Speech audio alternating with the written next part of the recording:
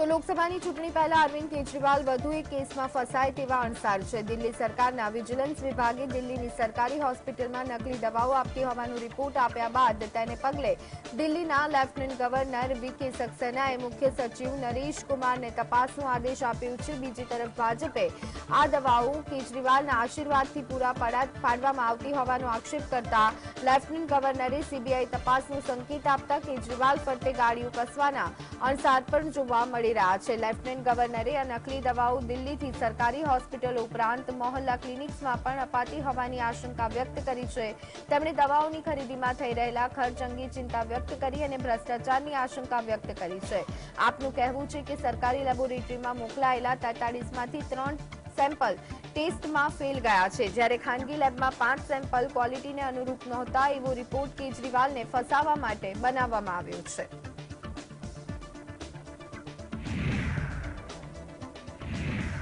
તો કોંગ્રેસે 2024ની લોકસભા ચૂંટણી પહેલા રાજ્યના પ્રભારીઓની નિમણૂક કરી દીધી છે। તેમાં સચિન પાયલટને છત્તીસગઢની જવાબદારી સોંપી અને આશ્ચર્ય સર્જાયું છે।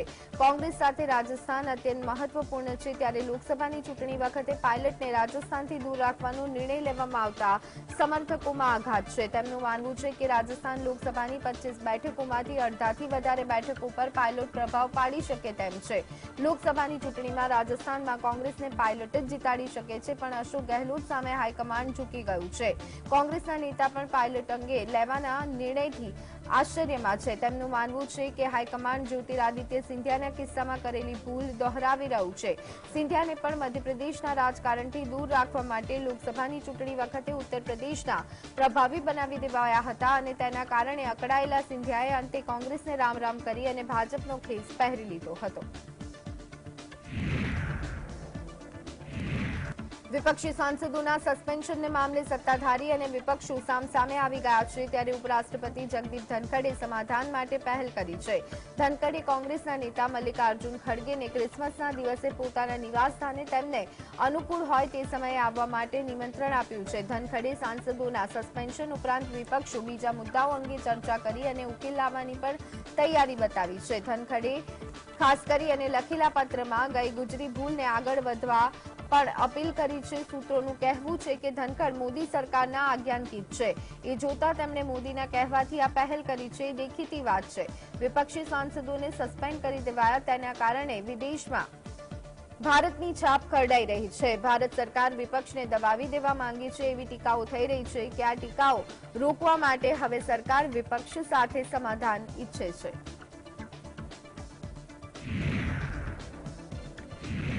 ઉત્તર પ્રદેશના કોંગ્રેસ અને બસપા વચ્ચેના જોડાણની વાટાઘાટો પૂરજોશમાં ચાલી રહી હોવાનું સામે આવી રહ્યું છે। કોંગ્રેસે અખિલેશ યાદવને બસપા સાથે કોંગ્રેસ જોડાણ નહીં કરે તેવી ખાતરી આપી છે, પણ અંદરખાને કોંગ્રેસ બસપા સાથે જોડાણની તૈયારીમાં લાગી હોવાનો સૂત્રોનો દાવો છે। સૂત્રોનું કહેવું છે કે કોંગ્રેસને લાગે છે કે અજય રાયને પ્રદેશ પ્રમુખ બનાવ્યા પછી બ્રાહ્મણ મતદારો કોંગ્રેસ તરફ વળી રહ્યા છે। બ્રાહ્મણ મતબેંકને પોતાની તરફ વાળવા માટે કોંગ્રેસે પ્રિયંકા ગાંધીને ખસેડી અને અવિનાશ પાંડેને યુપીના પ્રભારી બનાવ્યા। કોંગ્રેસ એમ પણ માને છે કે કોંગ્રેસ અખિલેશ યાદવની સપા સાથે જોડાણ કરશે તો બ્રાહ્મણ મતદારો દૂર જતા રહેશે, પણ બસપા સામે બ્રાહ્મણોને વાંધો નથી, બલ્કિ બસપાની દલિત અને બ્રાહ્મણ મતદારોની ધરીની વ્યૂહરચના ભૂતકાળમાં માયાવતીને ફળેલી છે, તેથી બસપા સાથે જોડાણ કરવામાં ફાયદો છે। તો કેન્દ્ર સરકારે ભારતીય ઓલિમ્પિક એસોસિએશનને ભારતીય કુસ્તી સંઘને ચલાવવા માટે એક એડહોક પેનલ બનાવવાનો નિર્દેશ આપ્યો। રમતગમત મંત્રાલય જ્યાં ભારતીય કુસ્તી સંઘના નવા માળખાને સસ્પેન્ડ રાખશે, ત્યાં સુધી એડહોક પેનલ કુસ્તીને સંઘને ચલાવવાની જવાબદારી સોંપવામાં આવી છે। રેસલિંગ ફેડરેશન ઓફ ઇન્ડિયા છેલ્લે 11 મહિનાથી વિવાદોમાં રહ્યું છે। આ વર્ષે જાન્યુઆરીમાં સાક્ષી મલિક, વિનેશ ફોગાટ સહિત ઘણી કુસ્તી મહિલાઓ તાત્કાલિક રેસલિંગ ફેડરેશન ઓફ ઇન્ડિયાના પ્રમુખ બ્રિજભૂષણ શરણસિંહ પર યૌન શોષણનો આરોપ લગાવ્યો હતો, જે બાદ બજરંગ પુનિયા સહિત ઘણા પુરુષ કુસ્તીબાજોએ પણ વિરોધમાં તેને સમર્થન આપ્યું હતું। રમત મંત્રાલયે તપાસની વાત કરી હતી। 3 દિવસ પહેલા ભારતીય કુસ્તી સંઘની ચૂંટણી યોજાઈ હતી, જેમાં ભાજપના સાંસદ બ્રિજભૂષણ શરણસિંહના નજીકના સંજયસિંહ નવા પ્રમુખ બન્યા હતા। કુસ્તીબાજોના જોરદાર વિરોધ બાદ કેન્દ્ર રમત મંત્રાલયે રેસલિંગ એસોસિએશનના નવા સંગઠનને સસ્પેન્ડ કરી દીધું છે।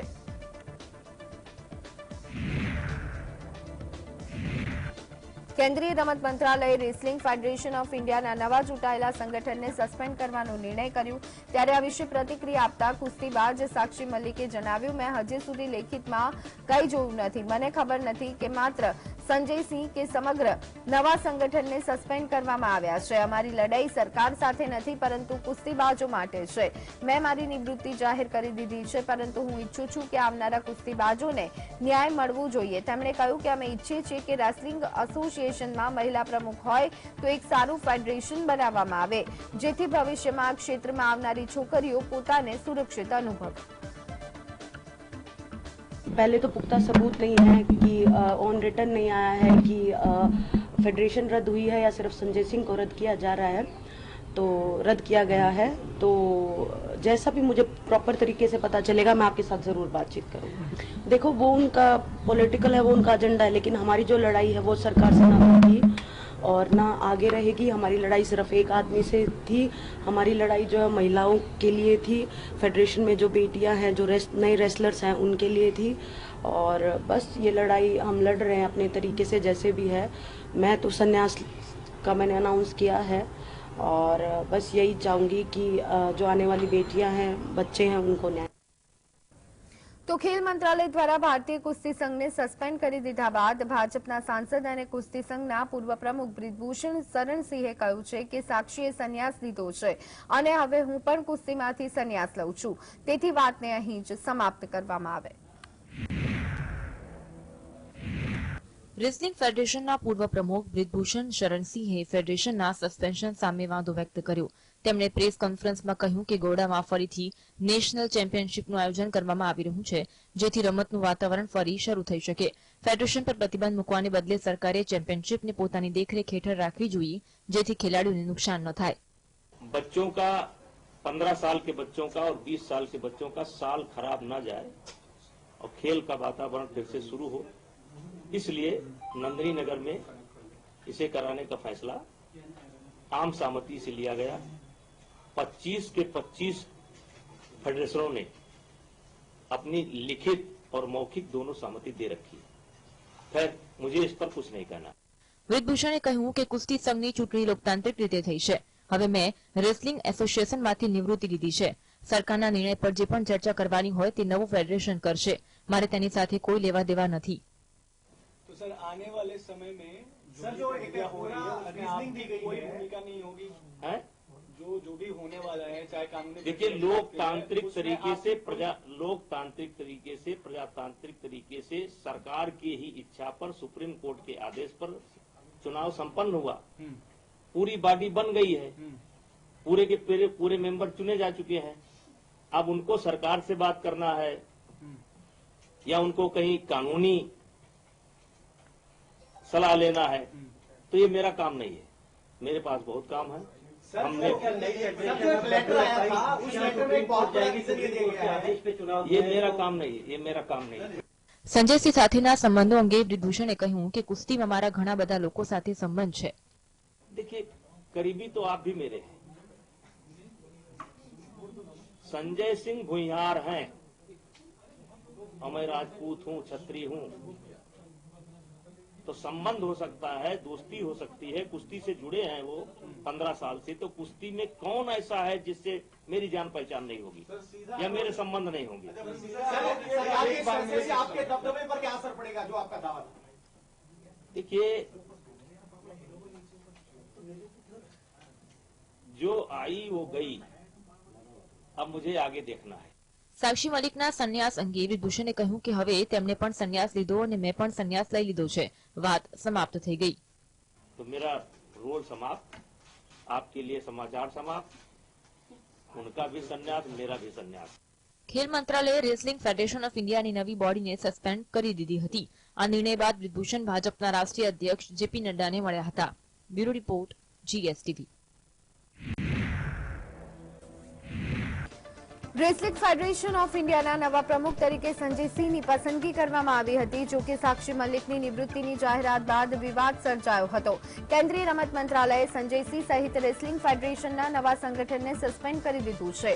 આ વિશે પ્રતિક્રિયા આપતા સંજય સિંહે જણાવ્યું કે મને આ વિશે લેખિતમાં કંઈ પણ મળ્યું નથી. અમે આ વિશે કેન્દ્ર સરકાર, પીએમ મોદી અને રમતગમત મંત્રી સાથે વાતચીત કરીશું. યુવા કુસ્તીબાજોનું ભવિષ્ય ખરાબ થતું હોવાથી અમે વહેલી તકે આ સ્પર્ધાનું આયોજન કર્યું છે. જરૂર પડશે તો અમે કાયદાકીય માર્ગ અપનાવવાનો પણ વિચાર કરીશું. કુસ્તીબાજોને 15 દિવસની નોટિસ આપ્યા વિના કુસ્તીની ટુર્નામેન્ટ ઉતાવળમાં આયોજન કરવા બદલ ભારતીય કુસ્તી સંઘ વિરુદ્ધ આ કાર્યવાહી કરવામાં આવી છે. हम लोग जाकर के सरकार से बात करेंगे, मोदी जी से बात करेंगे, खेल मंत्री से बात करेंगे, क्योंकि बच्चों का भविष्य खराब हो रहा है. एग्जीक्यूटिव कमेटी के कुछ लोग जाएंगे हमारे साथ, जाकर के बात करेंगे. રેસલિંગ ફેડરેશન ઓફ ઇન્ડિયાના પ્રમુખની ચૂંટણીમાં ભાજપ સાંસદ બ્રિજભૂષણ શરણસિંહના ખાસ મનાતા સંજયસિંહની જીત પછી સાક્ષી મલિકે કુસ્તીમાંથી નિવૃત્તિ લઈ લીધી છે. જ્યારે બજરંગ પુનિયાએ વડાપ્રધાન નરેન્દ્ર મોદીના ઘરની બહાર ફૂટપાથ પર પોતાનો પદ્મશ્રી પુરસ્કાર મૂકી અને પરત કર્યો હતો.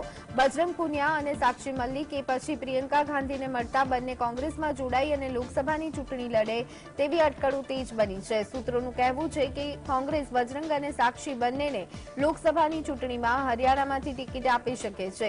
સાક્ષી મલિક અને બજરંગની પ્રિયંકા સાથેની મુલાકાત રાજ્યસભાના સાંસદ દીપેન્દ્ર હુડાએ ગોઠવી હતી. હુડાએ પ્રિયંકાને ખાતરી આપી છે કે બંનેને ટિકિટ આપશે તો જીતાડી લાવવા પોતે પૂરી તાકાત લગાવી દેશે. ભાજપને આ વાતનો અણસાર આવી ગયો હોવાથી ભાજપે બજરંગ અને સાક્ષી કોંગ્રેસના ખોળામાં બેસી ગયા હોવાનો આક્ષેપ કરી દીધો છે.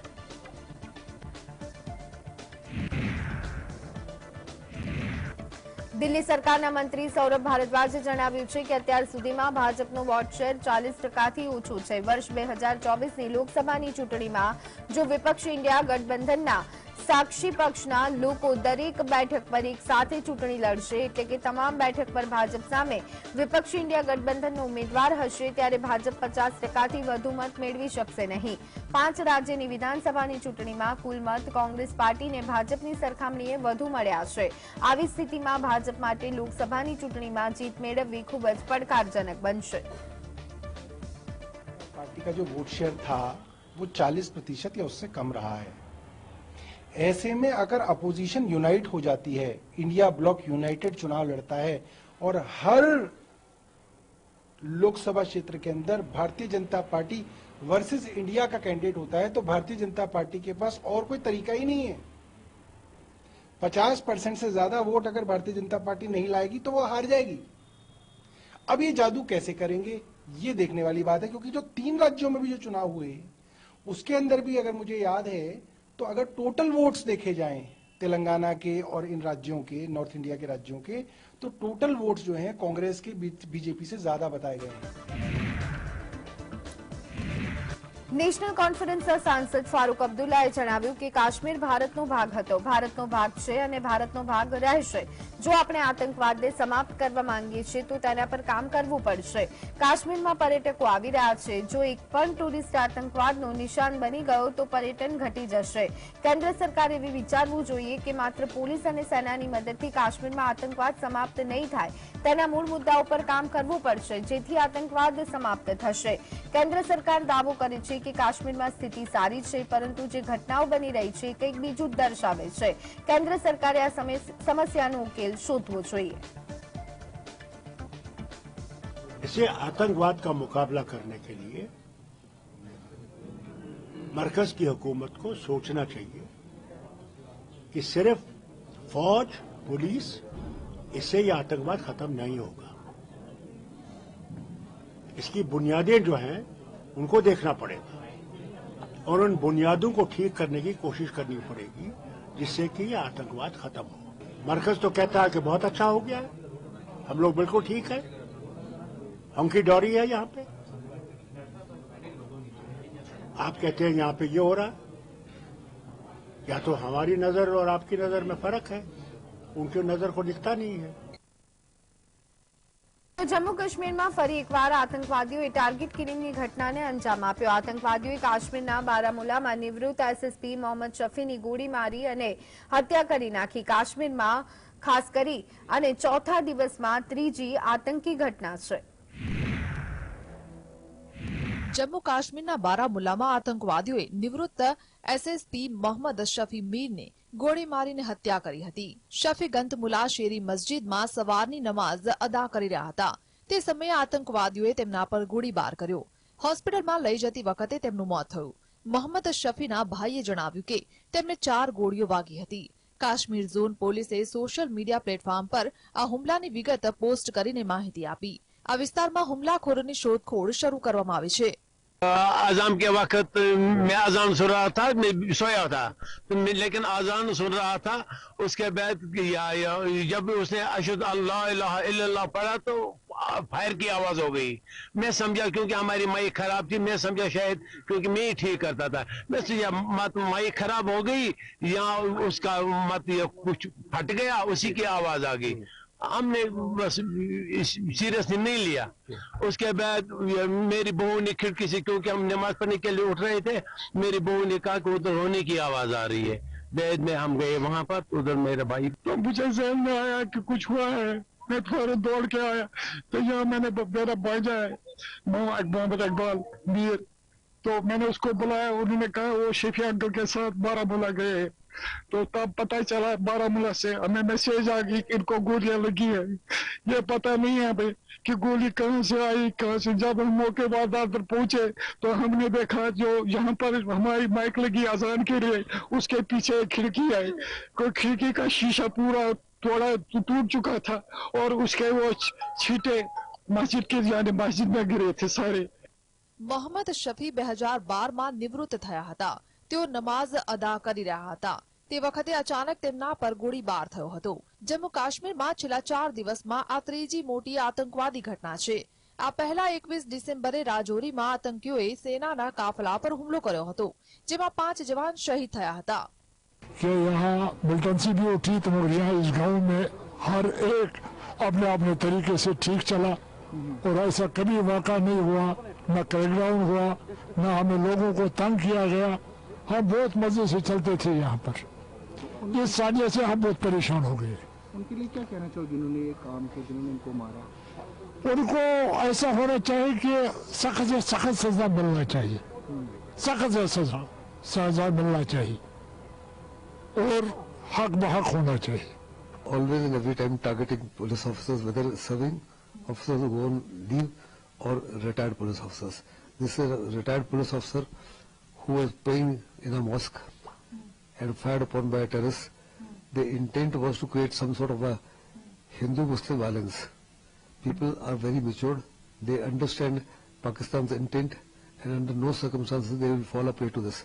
This notwithstanding, I am very certain that sooner than later the person who carried out the attack would be identified and neutralized. મૃતક એસએસપી મોહમ્મદ શફીની અંતિમ વિધિમાં મોટી સંખ્યામાં લોકો ઉમટ્યા હતા. સુરક્ષા દળોએ સમગ્ર વિસ્તારની ઘેરાબંધી કરીને હુમલાખોરોને ઝડપી પાડવા અભિયાન હાથ ધર્યું છે. Bureau report, GSTV.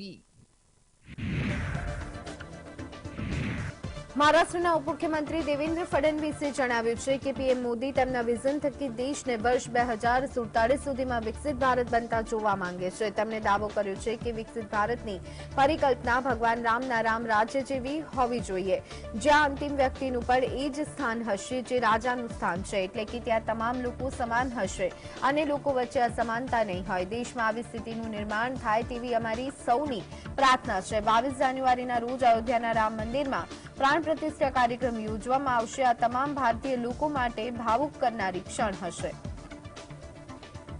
विकसित भारत की परिकल्पना क्या है? विकसित भारत की परिकल्पना ये प्रभु श्री राम के राम राज्य जैसी है, जहाँ पर अंतिम व्यक्ति को भी वही स्थान होगा जो राजा को स्थान होगा. अंतिम व्यक्ति की बात भी उतनी ही सुनी जाएगी जितनी राजा की सुनी जाएगी और राजा और अंतिम व्यक्ति इनमें कोई भेद नहीं होगा. ऐसा राम राज्य इस देश में कायम करना, यही मैं ऐसा मानता हूँ कि हम सभी की प्राथमिकता है. અયોધ્યાના નવનિર્મિત રામ મંદિરમાં રામલલ્લાની પ્રાણ પ્રતિષ્ઠા 22 જાન્યુઆરીએ કરવામાં આવનાર છે. પ્રાણ પ્રતિષ્ઠા કાર્યક્રમમાં વડાપ્રધાન નરેન્દ્ર મોદી હાજર રહેશે. ખાસ વાત એ છે કે રામલલ્લાની પ્રાણ પ્રતિષ્ઠા માટે માત્ર 84 સેકન્ડનું અદભુત શુભ મુહૂર્ત નીકળ્યું છે. રામલલ્લા ગર્ભગૃહમાં બિરાજમાન થશે તે શુભ મુહૂર્તની દરેક સેકન્ડ નક્કી કરવામાં આવી છે. રામલલ્લાની પ્રાણ પ્રતિષ્ઠા માટે સૌથી શુભ સમય 84 સેકન્ડનો રહેશે. આ સમય 22 જાન્યુઆરીએ 12:29 અને 8 સેકન્ડથી વાર 4:30:32 રહેશે। આ સમયે આકાશમાં 6 ગ્રહો અનુકૂળ સ્થિતિમાં રહેશે। કાશીના જ્યોતિષી પંડિત ગણેશ્વર શાસ્ત્રી દ્રવિડે આ મુહૂર્તને સૌથી સચોટ માની અને પસંદ કર્યું છે। જો કે ભૂમિપૂજન માટેનો શુભ સમય જ્યોતિષ પંડિત ગણેશ્વર શાસ્ત્રી દ્રવિડે પણ નક્કી કર્યો હતો।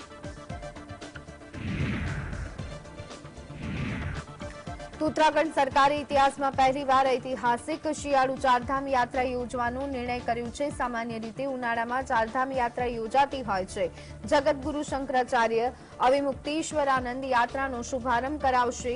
શંકરાચાર્યના પ્રતિનિધિઓએ મુખ્યમંત્રી પુષ્કરસિંહ ધામી સાથે મુલાકાત કરી હતી। મુખ્યમંત્રીએ ચારધામ યાત્રા અંગે શુભેચ્છા પાઠવી છે। 7 દિવસના શિયાળુ ચારધામ યાત્રાની શરૂઆત 27 ડિસેમ્બરથી શરૂ થશે, જ્યારે 2 જાન્યુઆરીએ હરિદ્વારમાં તેનું સમાપન થશે।